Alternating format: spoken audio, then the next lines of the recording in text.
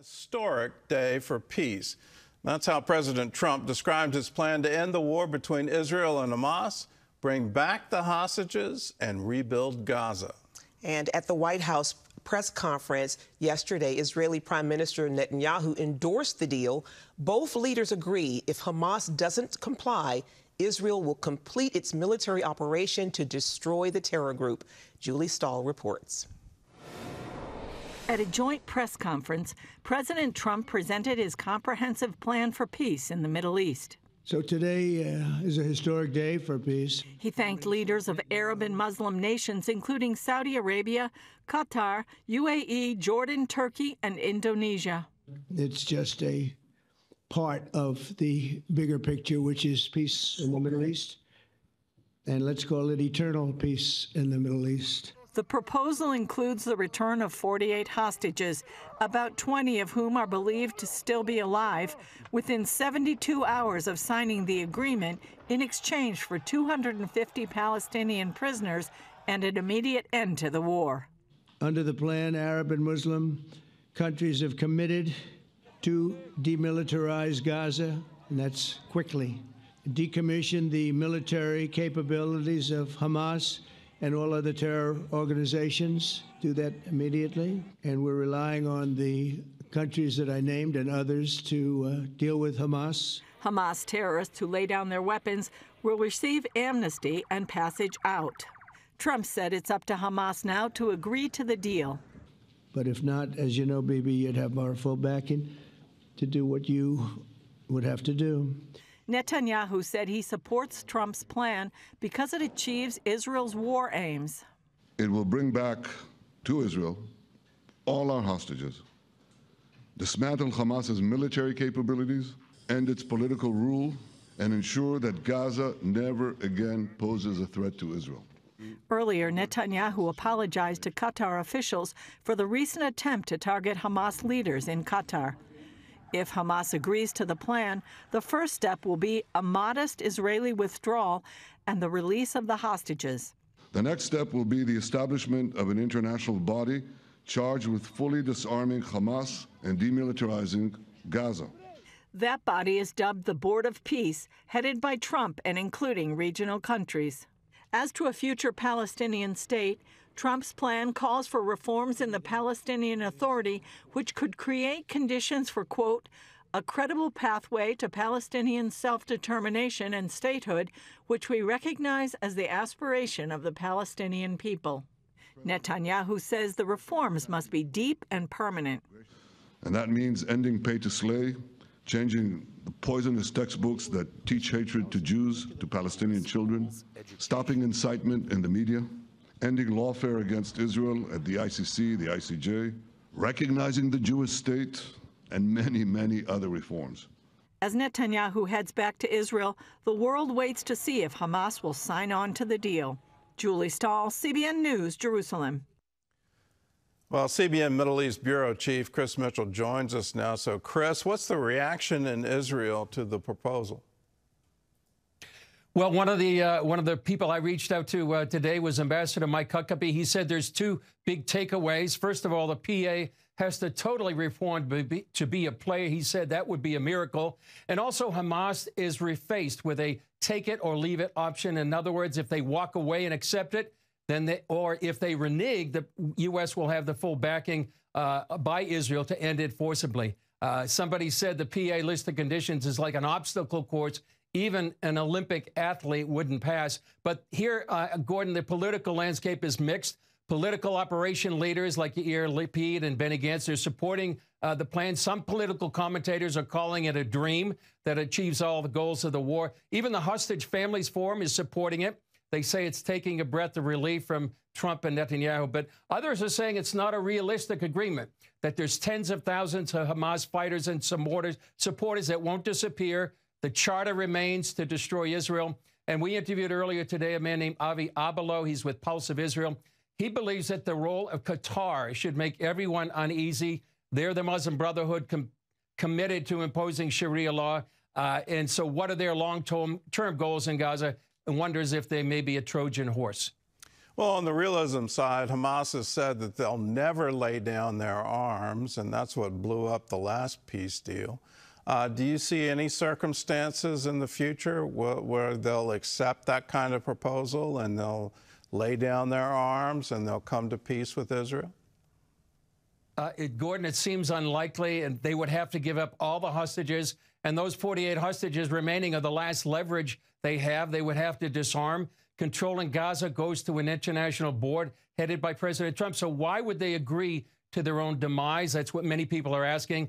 And so reports indicate they're going to reject the plan. But today we understand that Qatar and Turkey are trying to pressure Hamas to accept the deal. But right now, Gordon, too early to tell what they're going to decide. Last night I saw a chilling video. It was a group of academics, professors, and it was right here in the United States. They were all Islamic, and it was curious that they were asked by the moderator, do you condemn October 7th?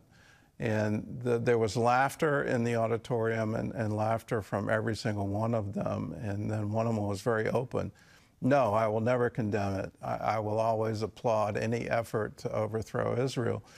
So you look at that ideology where they can't even condemn what is a horrific attack on Israel. Is there any hope for peace with that kind of ideology? Well, that ideology still remains inside Gaza, and then actually some of the countries that are supporting this deal.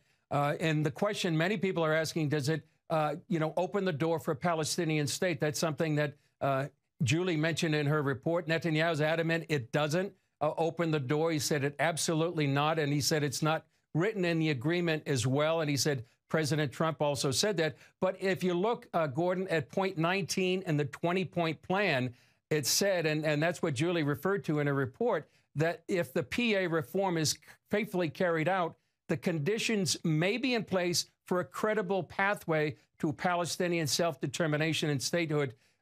So it remains to be seen whether in the future that could come about.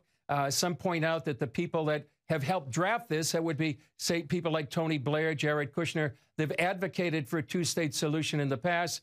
And some people are warning the Bible is very specific about dividing God's land.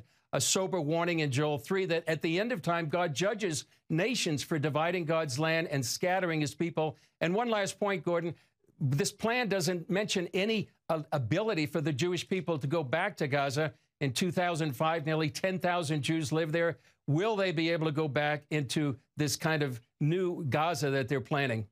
Well, I've long critiqued the two-state solution just on the basis, not from what the Bible says, but from what Hamas says and what Fatah says and what the Palestinian Authority says, what the PLO says, what the Popular Front says, what Hezbollah says. They all say from the river to the sea. They all are advocating for the elimination of Israel. They don't want a two-state solution. They want a one-state solution called Palestine, and they want to eliminate all Jews from Israel. That's been their stated goal. That's what they pay their martyrs to do. They have the pay-to-slave program. That's behind all of it. And any kind of peace plan that says they really want statehood and they really want a better future for their children and their grandchildren seems to ignore decades of history with this ideology. Why doesn't Israel just stand up and say that this is just a dream because the other side doesn't want it? Well, some people do here in Israel say that, and they warn that, any agreement to this kind of agreement may open the door eventually to a two-state solution. And as you said, the ideology is not for a two-state solution. It's for a one-state solution, not living side by side with Israel, but instead of Israel. So some people do say that, Gordon, here in Israel. The Netanyahu government really had to thread the needle here. It was a very hard decision, I think, they had to make to agree to this plan. But it remains to be seen if it's going to be implemented and what Hamas eventually decides. Some people think that it will sort of be like the Lord giving Pharaoh, hardening his heart, and whether or not Hamas will actually accept this. All right, Chris. Thanks for the insight, and we'll continue to pray and continue to pray for the peace of Jerusalem. We go now to the White House for more from our senior correspondent, Kelly Wright. Kelly, you were in the room yesterday. The president called it an historic day for peace. What's he basing his confidence on? He's basing his confidence on Bibi Netanyahu, himself, the president, and the White House and the United States standing with Israel, its strongest ally in the Middle East. And he's also basing his confidence on those Arab allies who rallied to support this plan. The president stating to reporters in the room yesterday at the state dining room here at the White House that he believes that because of that support from Arab and Muslim nations putting pressure on Hamas, it is now up to Hamas to actually accept the peace plan, the 20-point plan, and proceed with that. And then the president, of course, as we've just discussed, establishing a board of peace, which he himself, he indicated that he doesn't have time to do it, but he will invest the time because it's so near and dear to his heart to bring peace not only to Israel, but to the entire Middle East. The president remains strong in establishing that peace, but also recognizing that strength might have to be what they resort to should Hamas denounce this plan and turn away from it. Are Qatar and Saudi Arabia, are they part of this plan?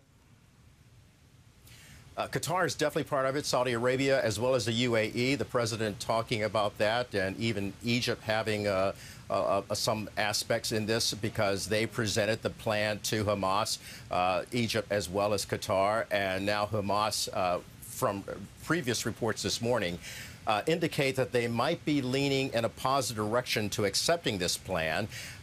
Then, of course, that would bring about a total eradication of Hamas as well as de-terrorizing the Gaza area. And that's something that's very fundamental in moving forward. The president realizes you have to get rid of every type of terror group that's there, operating under the auspices of Hamas. And the president also talked about the fact that this is an opportunity for the Palestinian people who have decried being under the thumb of Hamas and the rule under Hamas, which has used them as pawns, if you will, or as innocent victims in front of the retaliation unleashed by the Israeli Defense Forces. So the president appealing to the people of Gaza, saying this is an opportunity for you to rebuild and to restore, which is why he's also establishing in this plan, which was actually the architect of that is Jared Kushner, as well as Steve Witkoff, his Middle East envoy, and the president himself, going back to the Abraham Accords, or the Abraham Accords, as he indicated yesterday.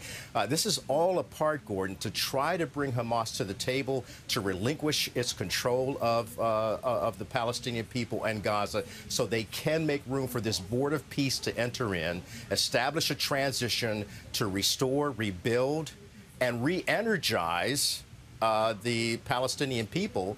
And the president also indicated yesterday that he was so upset with the fact that that Hamas actually was voted into office by the Palestinian people so many years ago to rebuild the area, and they failed to do that. Instead, they used billions of dollars to build 400 miles of tunnels, as well as rocket encampments in schools, in hospitals, and establishing their brigade of terror, and then striking Israel at will, and particularly October 7th, 2 years ago, which took the lives of 1,200 Israeli citizens. And so here we are today, and the president taking a shot at trying to really bring peace to the Middle East. Well, let's talk protocol for just a brief moment. The president, the prime minister, they didn't take any questions afterwards. Did that surprise you? To be honest, it did not surprise me. And in fact, I think it was a wise choice. The reason why I say that is that they were presenting a proposed 20-point peace plan to the world, but most notably to Hamas and to the Arab world.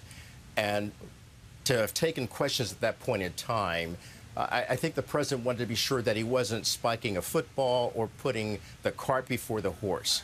He wanted to give Hamas a chance to deal with its intermediaries in terms of Qatar and Egypt and the Arab leaders, to actually talk to them, because the Arab world is through with Hamas. This was an opportunity for the president to give them a chance to enter into it behind closed doors, in sessions that were not open to the public, and to have opened it up to questions from all of us in the press meeting at that time would have probably indicated some things that the president didn't want to be released at that particular time. This is a very sensitive issue, Gordon, as you know, and as Chris just reported on, as we heard from Julie, it's so sensitive because it's like walking on eggshells, if you will, because of the ideology of Hamas, and that is from the river to the sea, and death to Israel and death to America. This is a really delicate balance in trying to, one, bring back the Abraham Accords and bring some peace to the Middle East. So that's why they didn't take questions. Well, Kelly, thanks for joining with us, and then we look forward to future reports. My hope, my prayer is that, yes, there could be peace in the Middle East. There could be peace in Gaza.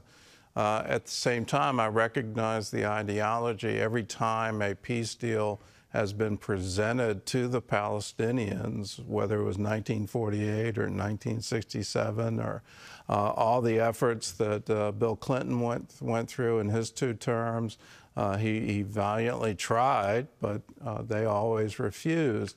And the old adage that the Arabs never miss an opportunity to miss an opportunity. And in that is the fundamental. They do not want Israel in the Middle East. They want to conquer Israel. That's been their goal since 1948.